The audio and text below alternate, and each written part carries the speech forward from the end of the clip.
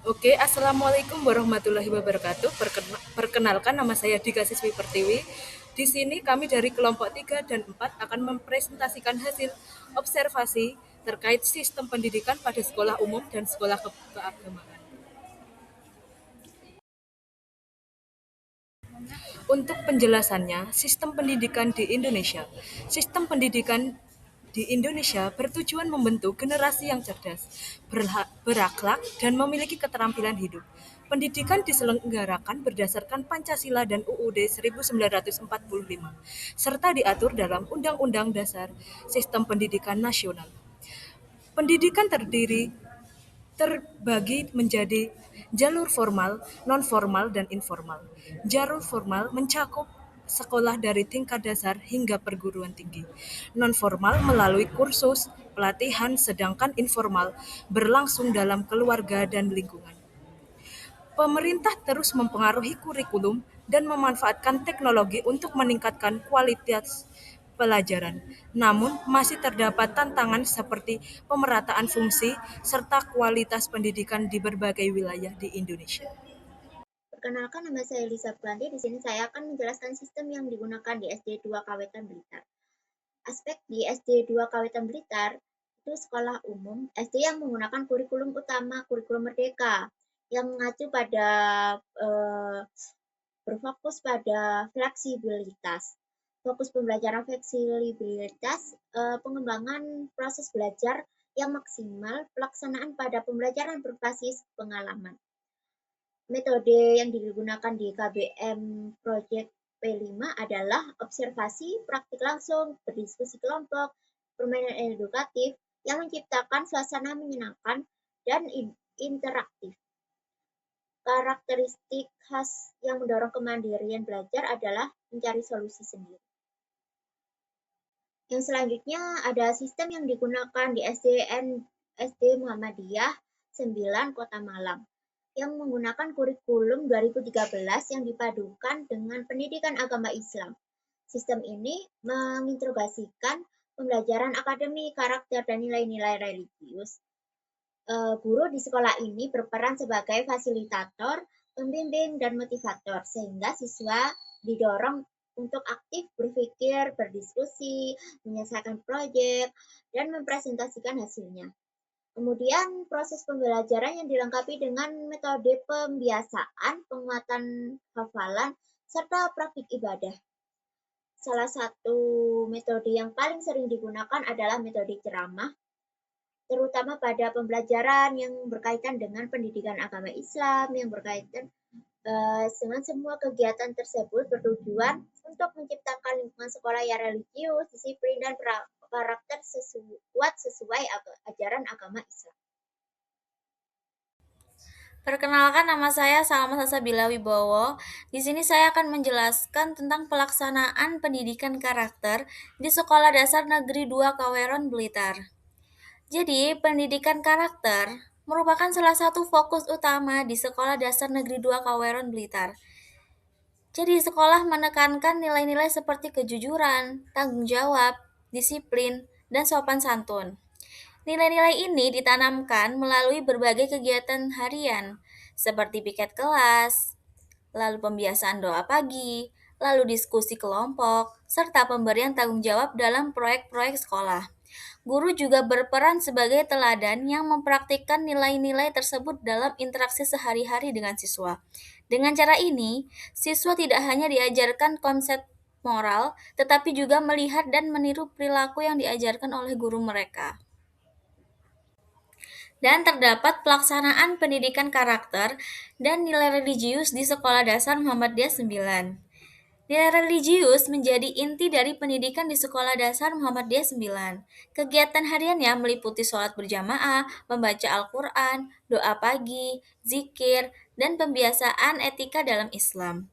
Pendidikan karakter diintegrasikan dengan nilai-nilai religius untuk membantu siswa menjadi pribadi yang santun, disiplin, jujur, dan bertanggung jawab. Selain itu, sekolah juga mendorong siswa untuk mengembangkan kreativitas melalui kegiatan ekstrakurikuler seperti pramuka, seni, olahraga, dan klub sains. Dengan pendekatan ini, pendidikan menjadi lebih menyeluruh, mencakup aspek akademik, sosial, dan spiritual. Selanjutnya, terdapat penerapan pendidikan multikultural di Sekolah Dasar Negeri 2 Kaweron. Sekolah Dasar Negeri 2 Kaweron menciptakan lingkungan belajar yang inklusif dan menghargai perbedaan seperti sosial, budaya, dan kemampuan akademik. Mereka juga memberikan kesempatan yang sama bagi semua siswa. Dan juga mereka memberikan kegiatan ekstrakurikuler seperti olahraga, seni, dan sosial. Mereka juga menjadikan sarana menumbuhkan toleransi, empati, dan kerjasama. Tujuan mereka yaitu agar siswa dapat belajar memahami keberagaman sejak dini dan mampu hidup berdampingan secara harmonis. Saya Reda Nazifa, selanjutnya akan menjelaskan tentang penerapan pendidikan multikultural di SD Muhammadiyah 9. Meskipun seluruh siswa mayoritas beragama Islam, SD Muhammadiyah 9 tetap menekankan penghargaan terhadap keragaman etnis, budaya, dan latar belakang sosial. Kegiatan kelompok, proyek kolaboratif, dan pembelajaran berbasis diskusi menjadi sarana siswa belajar menghargai perbedaan dan bekerja sama. Sekolah percaya bahwa pendidikan toleransi sangat penting agar siswa siap hidup dalam masyarakat yang beragama. Selanjutnya, permasalahan dalam penerapan di SDN 2 Kaweron. Tantangan utama yang dihadapi SDN 2 Kaweron yaitu yang pertama, keterbatasan sarana dan prasarana untuk kegiatan kreatif. Yang kedua, perbedaan kemampuan siswa dalam memahami materi. Yang ketiga, adaptasi guru terhadap kurikulum yang terus berkembang. Upaya mengatasinya. Yang pertama, peningkatan pelatihan guru. Yang kedua, koordinasi erat dengan orang tua. Yang ketiga, inovasi metode pembelajaran efektif yang menyenangkan. Yang selanjutnya, permasalahan dalam penerapan di SD Muhammadiyah 9. Beberapa tantangan yang muncul di sekolah ini antara lain pengelolaan penggunaan teknologi agar tidak mengganggu fokus belajar, serta memastikan kurikulum tetap menarik dan efektif meskipun sumber daya terbatas. Untuk mengatasi hal ini, sekolah melakukan pengaturan penggunaan gadget secara terkontrol, memberikan pembelajaran teknologi secara bertahap, serta melibatkan orang tua dalam mendukung kegiatan belajar di rumah. Baik, sebelumnya perkenalkan nama saya Asyifa Zahara. Saya akan menjelaskan analisis perbandingan SD Muhammadiyah 9 dan SDN 2 Kaweron Blitar. Dalam segi aspek metode pembelajaran, pendidikan multikultural, dan tantangan. Dalam segi aspek, SD Muhammadiyah 9 menekankan nilai religius dan penguatan karakter. Sedangkan SDN 2 Kaweron Blitar lebih fleksibel berbasis pengalaman dan proyek kreatif. Untuk metode pembelajarannya, SD Muhammadiyah 9 keseimbangan akademik, karakter, dan religius. Sedangkan SDN 2 Kaweron Blitar Student Center, praktis, observasi, dan kreativitas.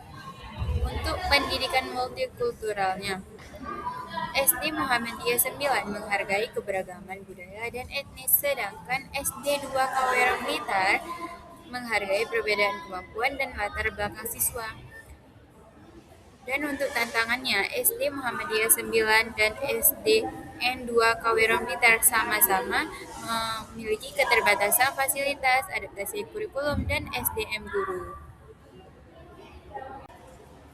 Baik, jadi untuk kesimpulannya, berdasarkan hasil observasi di SDN 2 Kaweron Blitar dan SD Muhammadiyah 9 Panglima Sudirman Malang, dapat disimpulkan bahwa kedua sekolah ini memiliki tujuan yang sama dalam meningkatkan kualitas pendidikan. Namun, menerapkan pendekatan yang berbeda sesuai dengan karakteristik lembaganya. Sekolah umum lebih menekankan fleksibilitas pembelajaran melalui kurikulum merdeka dan penguatan proyek berbasis pengalaman. Sedangkan sekolah keagamaan mengintegrasikan kurikulum nasional dengan nilai-nilai religius. Perbedaan ini menunjukkan bahwa masing-masing model pendidikan saling melengkapi dalam membentuk peserta didik yang cerdas, berkarakteristik, dan siap menghadapi tantangan masa depan. Jadi, untuk saran yang kami peroleh, sekolah diharapkan terus mengembangkan kompetensi guru melalui pelatihan berkelanjutan agar mampu menerapkan metode pembelajaran yang inovatif dan relevan dengan kebutuhan peserta didik. Selain itu, penguatan pendidikan karakter dan nilai-nilai sosial perlu dilakukan secara konsisten, melalui kegiatan berbasis proyek dan keterlibatan aktif siswa, didukung oleh kerjasama yang baik antara pihak sekolah dan orang tua. Pemanfaatan teknologi secara bijak, serta peningkatan sarana dan prasarana agar tercipta lingkungan belajar yang lebih efektif dan konduktif. Baik, saya perwakilan dari kelompok 3 dan 4. Izin mengakhiri pemaparan materi ini. Apabila terdapat kesalahan kata, saya mohon maaf. Wabillahi taufiq wal hidayah. Wassalamualaikum warahmatullahi wabarakatuh.